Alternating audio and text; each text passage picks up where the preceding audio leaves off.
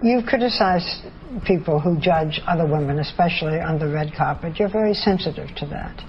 Why?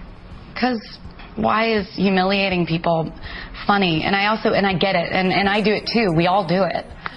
But I think when it comes to the media needs to take responsibility for the effect that it has on our younger generation, on these girls that are watching these television shows and picking up how to talk and how to be cool and how to be, so then all of a sudden being funny is making fun of the girl that's wearing an ugly dress, or making fun of the girl that's, you know, and the word fat, I just think it should be illegal to call somebody fat on TV. I mean, if we're regulating cigarettes and sex and cuss words because of the effect it has on our younger generation, why aren't we regulating things like calling people fat?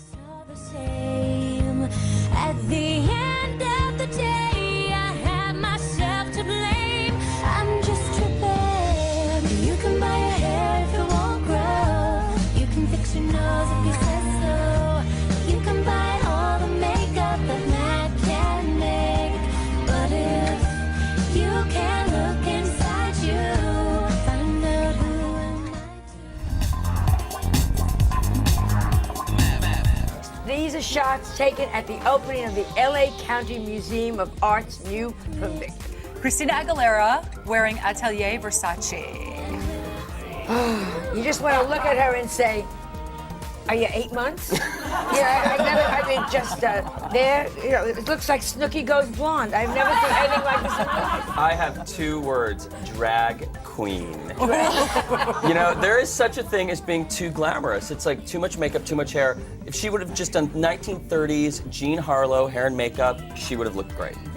Well, she would have looked better. I have to tread lightly on this one because people know that I have a history with her, but she just looks terrible. Terrible. Oh, God. She just looks terrible, and I actually feel really sorry for her. Yeah. I do too then. What's going on? The hair, the makeup, it's like a clown. I mean, it's too much, you know what I mean?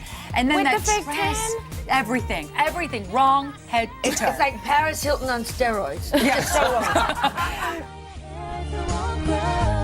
You can fix your nose if you say so. You can buy all the makeup that Mac can make. But if you can't look inside you, find out who am I to be in a position to make me feel so damn unpretty. Oh, so pretty. I feel pretty and witty and bright. And I pity any girl who isn't 7. And you've been in the spotlight ever since. It wasn't until I was about 14 when I was on gossip sites and people were leaving really mean comments. Like many teenagers, Demi struggled with her weight, but under the harsh Hollywood lights, the pressure to be thin took its toll.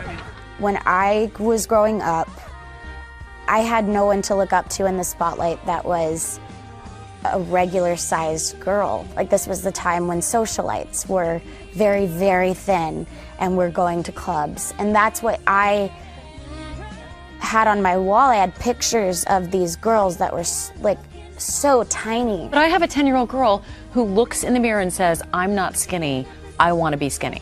I said that when I was like 4 years old, and that there's something wrong with that. Demi became bulimic, and at age 11, secretly started self-mutilating her wrists. At a low point, Demi entered rehab in 2010. I knew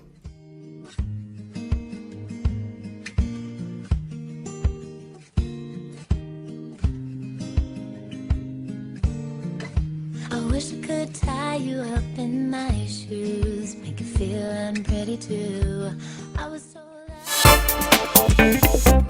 There's an enormous amount of pressure on them, but I'm not sure if they can't take the reins of that themselves. I just think, yes, you can say the world's pressing on them and making them not eat anything for months on end, or you can say it's up to them. It's up to them. They have to figure out it's their life, and they have to own their own humanity as well as, you know, a size 0 dress.